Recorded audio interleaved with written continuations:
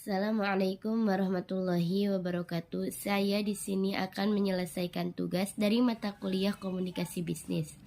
Saya di sini menyampaikan bagian bab 10 tentang demam panggung, tujuan, bentuk, dan persiapan bicara di depan publik.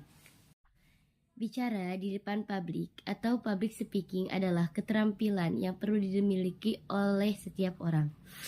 Apapun profesinya dalam dunia kerja yang profesional, kemampuan public speaking sangat berguna baik untuk kepentingan internal maupun untuk kepentingan dengan pihak eksternal. Selanjutnya, public speaking merupakan keterampilan yang bisa dilatih.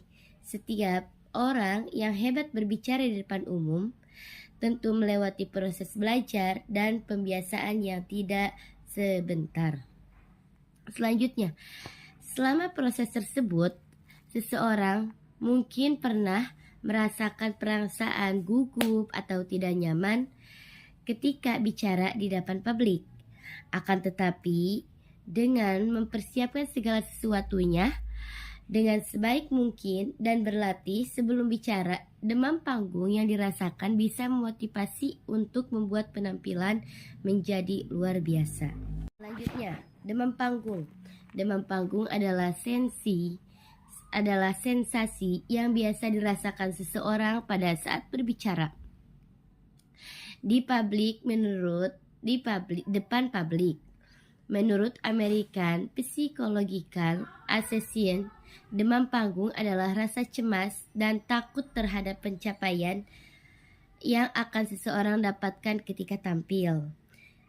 Saat seseorang merasa terlalu gembira atau tegang karena ingin menyampaikan yang terbaik di dalam tubuh akan meningkatkan dan menimbulkan sensasi tertentu. Namun, sensasi yang sama juga dapat disebabkan oleh kurangnya persiapan sebelum tampil di hadapan publik. Selanjutnya, reaksi umum demam panggung. Yang pertama, gemetar. Suara bergetar, tangan gemetar, dan lutut gemetar. Selanjutnya, tidak tahu mau bicara apa. Tiba-tiba lupa dan kehilangan kata-kata atau blank. Selanjutnya, tenggorokan terasa kering, tenggorokan seperti tercekat, merasa ingin sendawa, sesak napas, jantung berdegup lebih cepat, sakit perut, keringat berlebihan, dan perasaan pun ingin buang air kecil terus-menerus.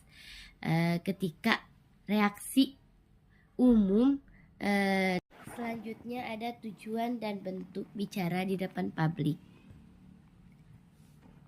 Tujuan untuk bicara dalam publik yaitu berpidato.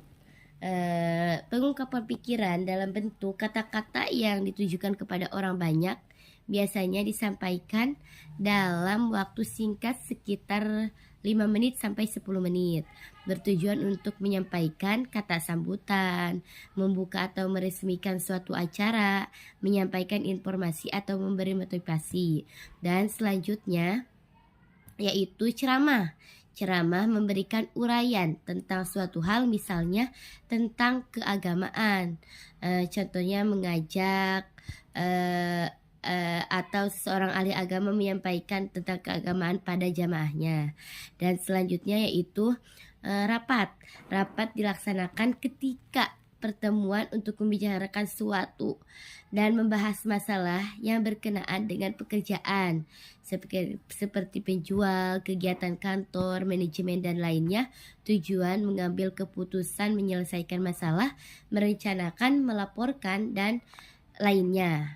Hanya ketika rapat itu hadir beberapa orang, pemimpin, moderator, dan peserta rapat. Presentasi untuk menyampaikan informasi atau pengumuman, melakukan koordinasi kerja dengan tim, memberikan uraian tentang suatu hal yang menggunakan alat bantu seperti menggunakan proyektor. Persiapan sebelum bicara dalam publik yang harus disiapkan. Yang pertama, materi.